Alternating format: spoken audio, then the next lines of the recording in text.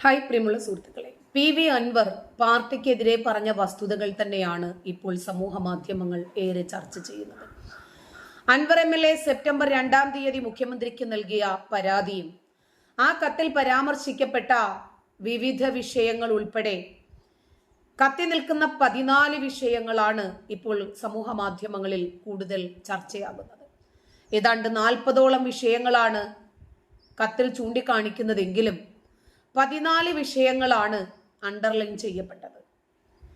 കഴിഞ്ഞ ദിവസം വാർത്താ സമ്മേളനത്തിന് ശേഷം അദ്ദേഹം മാധ്യമങ്ങൾക്ക് പരാതിയുടെ പകർപ്പ് കൈമാറി. തന്നെ വിശ്വസിക്കുന്ന ആൾക്കാർക്ക് ഫേസ്ബുക്ക് പോസ്റ്റിലൂടെ കാര്യങ്ങൾ അറിയിക്കുകയും ചെയ്തു. മുഖ്യമന്ത്രിയുടെ ഓഫീസിൽ നിന്ന് പലതവണ അറിയിച്ചിട്ടും 3 ദിവസത്തിനിടയിൽ അദ്ദേഹത്തെ നേരിൽ പോയി കാണാൻ സാധിക്കാത്തതിന്റെ കാരണം വ്യക്തമാക്കി. ആ വിഷയത്തിലാണ് അദ്ദേഹത്തിന്റെ കത്തിന്റെ മുഖാവരണം. മലപ്പുറം SP ക്യാമ്പ് ഹൗസിലെ മരങ്ങൾ മുറിച്ചതായിരുന്നു പരാതിയുടെ കാതലായ വശം. നവംബർ 30-ാം തീയതി ഏറനാട് മണ്ഡലത്തിൽ നടന്ന നവകേരള സദസ്സില് യൂട്യൂബറും സഹായിയും നടത്തിയ പ്രശ്നമാണ് കത്തിൽ രണ്ടാമതായി. ഇങ്ങനെ തുടങ്ങി ഏതാണ്ട് 14ഓളം വിഷയങ്ങൾ സ്പെസിഫൈ ചെയ്യുന്നുണ്ട് കത്തിൽ. കത്തിന്റെ പൂർണ്ണരൂപം പബ്ലിക്കിന് തന്നെയാണ് അൻവർ കൈമാറിയിരിക്കുന്നത്. പരാതി മുഖ്യമന്ത്രിക്ക് നേരിട്ട് നൽകിയാൽ അതിനുത്തരം ലഭിക്കില്ല എന്ന് തനിക്ക് അറിയാമെന്നും അതുകൊണ്ട് ആദ്യം അത് ജനങ്ങളോട് പറയുന്നു, ഒരു പാർട്ടി പ്രവർത്തകൻ എന്ന നിലയിലല്ല, ഒരു ജനപ്രതിനിധി എന്ന നിലയിൽ. അങ്ങനെ അഴിമതി ഇല്ലാതാക്കി അഴിമതി മുക്ത കേരളത്തെ നയിക്കാൻ ഒരു ജനപ്രതിനിധി എന്ന രൂപത്തിൽ താൻ ബാധ്യസ്ഥനാണ് എന്ന് അറിയിക്കുന്ന രൂപത്തിലാണ് ഇപ്പോഴുള്ള അൻവറിന്റെ പോക്ക് എന്നാണ് ജനങ്ങൾ മനസ്സിലാക്കുന്നത്. അദ്ദേഹത്തിന്റെ കത്തിന്റെ പൂർണ്ണ രൂപം ഇതാണ്.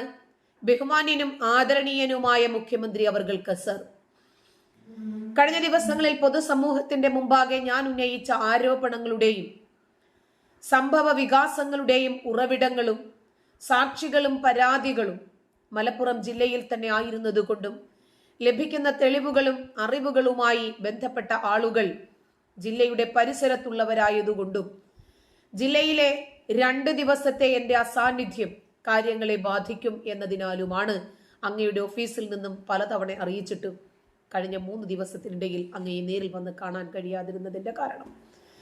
അങ്ങേക്ക് മേൽ സാഹചര്യം മനസ്സിലാകുമെന്നാണ് ഞാൻ വിശ്വസിക്കുന്നത്. ആയതിനാൽ ഈ കാര്യത്തിൽ വ്യക്തിപരമായി അങ്ങേയറ്റം ഖേദം പ്രകടിപ്പിക്കുകയും ക്ഷമ ചോദിക്കുകയും ചെയ്യുന്നു. കേരളം കണ്ട ഏറ്റവും വലിയ വർഗീയ വിദ്വേഷക പ്രചാരകനും രാജ്യദ്രോഹിയുമായ യൂട്യൂബർ ഷാജൻ സ്കറിയക്കെതിരെ ഞാൻ നടത്തിയ നിയമ പോരാട്ടങ്ങൾക്ക് പോലീസിന്റെ നീതിപൂർവമായ പിന്തുണ കിട്ടുന്നില്ല എന്ന് കണ്ടപ്പോഴാണ് ക്രമസമാധാന ചുമതലയുള്ള ADGP ശ്രീ MR അജിത് കുമാറിന്റെ നീക്കങ്ങളും കൂട്ടുകെട്ടുകളും അതുപോലെ കച്ചവട ബന്ധങ്ങളുമൊക്കെ ഞാൻ വ്യക്തിപരമായി അന്വേഷിക്കാൻ തുടങ്ങിയത്.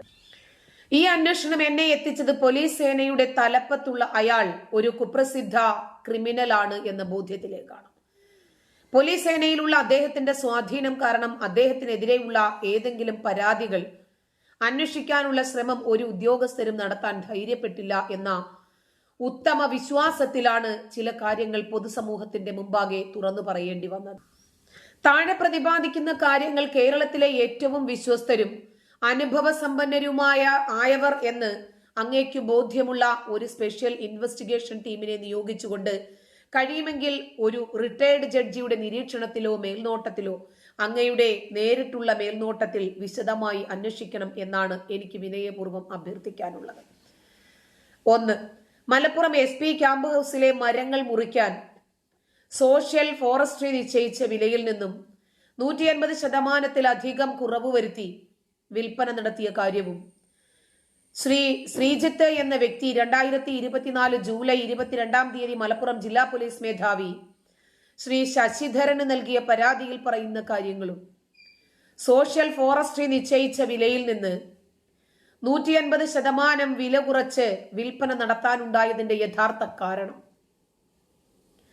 ഈ മരങ്ങളിലെ തേക്കുമരത്തിന്റെ പ്രധാന ഭാഗം ADGP അജിത് കുമാർ മലപ്പുറം ജില്ലയിലെ കോട്ടക്കലിലെ ഒരു ഫർണിച്ചർ വ്യാപാരിക്ക് നൽകി ഡൈനിങ് ടേബിളും ചെയറുകളും ഉണ്ടാക്കി കടത്തിക്കൊണ്ടുപോയി എന്നും മഹാഗണി മരത്തിന്റെ പ്രധാന ഭാഗം ഉപയോഗിച്ച് സോഫ സെറ്റ് നിർമ്മിച്ച് അന്നത്തെ മലപ്പുറം SP ആയിരുന്ന സുജിത് ദാസ് IPSും സ്വന്തം ആവശ്യത്തിന് വീട്ടിലേക്ക് കൊണ്ടുപോയെന്നും കാര്യങ്ങൾ പുറത്തറിഞ്ഞപ്പോൾ തെളിവ് നശിപ്പിക്കാനായി സ്വന്തം വീട്ടിൽ വെച്ചത് കത്തിച്ചു കളഞ്ഞതായും അറിയാൻ ഇടയായിട്ടുണ്ട്. ഈ കാര്യം വിശദമായി അന്വേഷിക്കേണ്ടതായിട്ടുണ്ട്. ഈ വിഷയത്തിൽ MLA എന്ന നിലയിൽ 23/8/2024 തീയതിയിൽ ഞാൻ മലപ്പുറം SPക്ക് ഇമെയിൽ വഴി ശ്രീജിത്തിന്റെ പരാതിയിൽ നടപടി സ്വീകരിക്കണമെന്ന് അഭ്യർത്ഥിച്ചൊരു കത്ത് നൽകിയിരുന്നു. ഈ കത്തിന് ദിവസങ്ങൾ കഴിഞ്ഞിട്ടും ഒരു മറുപടിയും ലഭിക്കാത്തതിനാൽ മേൽ പരാതിയുടെ വസ്തുത നേരിട്ട് മനസ്സിലാക്കാൻ ഞാൻ SP ക്യാമ്പ് ഓഫീസിലെത്തുകയും ക്യാമ്പ് ഓഫീസിലെ പാറാവുകാരനോട് മേൽപ്പറഞ്ഞ മുറിച്ച മരങ്ങളുടെ മുരട് കുറ്റികൾ അവിടെ തന്നെ ഉണ്ടോ എന്ന് നോക്കി ബോധ്യപ്പെടാൻ വന്നതാണെന്നും പറഞ്ഞു. പാറാവുകാരൻ SPയെ ഫോണിൽ ബന്ധപ്പെട്ട് എന്റെ ഉദ്ദേശം അറിയിച്ചപ്പോൾ ഒരു കാരണവശാലും എന്നെ അകത്തേക്ക് കടത്തി വിടരുത്, അകത്തേക്ക് കടന്നാൽ ആക്രമിച്ച് കടന്നതിനുള്ള കേസ് എടുക്കുമെന്നും പറഞ്ഞ് എന്നെ മടക്കി അയച്ചു. നിയമസഭാ സാമാജികനായ എനിക്കുണ്ടായ മാനഹാനിക്കും പൊതുസമൂഹത്തിൽ നിന്നും എനിക്ക് നേരിട്ട മോശം വാക്കുകൾക്കും കാരണക്കാരനായ മലപ്പുറം SP ശശിധരനെതിരെ ഒരു ജനപ്രതിനിധിയെ അവഹേളിച്ചതിൽ കർശനമായ നടപടി സ്വീകരിക്കണമെന്നും മാതൃകാപരമായി ശിക്ഷ നൽകണമെന്നും അഭ്യർത്ഥിക്കുന്നു. ഇതാണ് 1. 2. സംസ്ഥാന സർക്കാരിന്റെ ഏറ്റവും ജനശ്രദ്ധ ആകർഷിച്ച നവകേരള സദസ്സ് നവംബർ 30 ഏറനാട് മണ്ഡലത്തിലെ അരീക്കോട് വെച്ച് നടക്കുമ്പോൾ ബഹുമാനപ്പെട്ട മുഖ്യമന്ത്രി സദസ്സിലെത്തുന്ന സമയത്ത് ഈ പരിപാടി അലങ്കോലപ്പെടുത്തണമെന്ന ദുരുദ്ദേശത്തോടെ എത്തിയ ഒരു യൂട്യൂബറും സഹായിയും സദസ്സിൽ പ്രശ്നങ്ങൾ ഉണ്ടാക്കിയപ്പോൾ പോലീസ് കണ്ടിട്ടും ഇടപെടാത്ത സാഹചര്യത്തിൽ സന്നിഹിതരായിരുന്ന ഇടതുപക്ഷ പ്രവർത്തകർ ഇവരെ ബലമായി സദസ്സിൽ നിന്നും പുറത്താക്കിയ സംഭവം അങ്ങ് ഓർക്കുന്നുണ്ടാകുമല്ലോ. ഇങ്ങനെ തുടങ്ങുവാണ് 2ാമത്തെ പരാതി. 3ാമത്തെ പരാതിയിലാണ് നമുക്ക് അൻവർ ഇതുവരേക്കും മറുനാടൻ ഷാജനെ വിട്ടിട്ടില്ല എന്ന് മനസ്സിലാക്കുന്നത്. മറുനാടൻ മലയാളി എന്ന യൂട്യൂബ് ചാനൽ അതിന്റെ ഉടമസ്ഥനായ ഷാജൻ സ്കറിയ എന്നയാൾക്കെതിരെ ഞാൻ നിലമ്പൂർ പോലീസ് സ്റ്റേഷനിൽ പരാതി നൽകിയിരുന്നു. ഷാജൻ സ്കറിയ 2021 ഏപ്രിൽ 17 2 ഞെട്ടിക്കുന്ന വയർലെസ് സന്ദേശങ്ങൾ എന്ന പേരിൽ കേരള പോലീസിന്റെ രഹസ്യ സ്വഭാവമുള്ള ഔദ്യോഗിക വയർലെസ് സന്ദേശങ്ങൾ ചോർത്തി പ്രക്ഷേപണം ചെയ്ത് വീഡിയോ കണ്ടാണ് ഞാൻ പോലീസിൽ പരാതി നൽകിയിരുന്നത്. അതായത് 5 information technology act 2000 section 6(6)B അങ്ങനെ കുറെ വകുപ്പുകൾ അദ്ദേഹം പറയുന്നുണ്ട്. അതിനകത്ത് 1993 എന്ന് പറഞ്ഞിട്ടാണ് അവസാനിക്കുന്നത്. ടെലിഗ്രാഫി ആക്ട് ഉണ്ടല്ലോ 1993. അത് ഈ വകുപ്പുകൾ പ്രകാരമുള്ള ഗുരുതരമായ കുറ്റകൃത്യമായിരുന്നു ഷാജൻ സ്കറിയ ചെയ്തിട്ടുണ്ടായിരുന്നത് എന്ന് ആക്ടുകൾ വെച്ച് നിയമങ്ങൾ വെച്ച് അദ്ദേഹം സമർത്ഥിക്കുകയാണ്. എന്നാൽ നിലമ്പൂരിൽ നൽകിയ പരാതി ആലുവ പോലീസ് സ്റ്റേഷനിലാണ് FIR രജിസ്റ്റർ ചെയ്തത്. ഈ പരാതിയിൽ പ്രതിപാദിച്ചിരുന്ന വകുപ്പുകളിൽ IT act, information technology act 2000 66(B) വകുപ്പ് മാത്രമാണ് ഉൾപ്പെടുത്തിയിരുന്നത്. അതീവ സുരക്ഷാ പ്രാധാന്യവും രഹസ്യ സ്വഭാവവും പോലീസ് സേന അംഗങ്ങൾക്കു മാത്രം ലഭിക്കുന്നതുമായ സംസ്ഥാന പോലീസ് സേനയുടെ വയർലെസ് മെസ്സേജ് കമ്മ്യൂണിക്കേഷൻ ശൃംഖലയിൽ നിന്നും വയർലെസ് സന്ദേശങ്ങൾ നിയമവിരുദ്ധമായി ചോർത്തി കമ്പ്യൂട്ടറുകളുടെ സഹായത്തോടെ ആർക്കും ലഭ്യമാകുന്ന തരത്തിൽ ലോകമെമ്പാടും യൂട്യൂബ്, ഫേസ്ബുക്ക് എന്നീ സമൂഹ മാധ്യമങ്ങളിലൂടെ പ്രചരിപ്പിച്ചതിൽ IT ആക്ട് അനുസരിച്ച് അദ്ദേഹത്തിനെ വകുപ്പ് ചേർക്കാവുന്നതാണ് എന്ന നിയമ ഉപദേശം ലഭിച്ച വകുപ്പുകളൊന്നും ചേർത്തിട്ടില്ല. ജാമ്യം ലഭിക്കാൻ സാധ്യതയില്ലാത്ത 66(F) വകുപ്പ് ഷാജൻ സ്കറിയയെ സഹായിക്കാനായി AGDP അജിത് കുമാർ ഇടപെട്ട് ഒഴിവാക്കുകയായിരുന്നു എന്നും അദ്ദേഹം പറയുന്നു. ഇതിന് പിന്നിൽ വലിയ സാമ്പത്തിക ഇടപാടുകൾ നടന്നിട്ടുണ്ട് എന്ന വിവരമുണ്ടെന്ന് അദ്ദേഹം പറഞ്ഞു.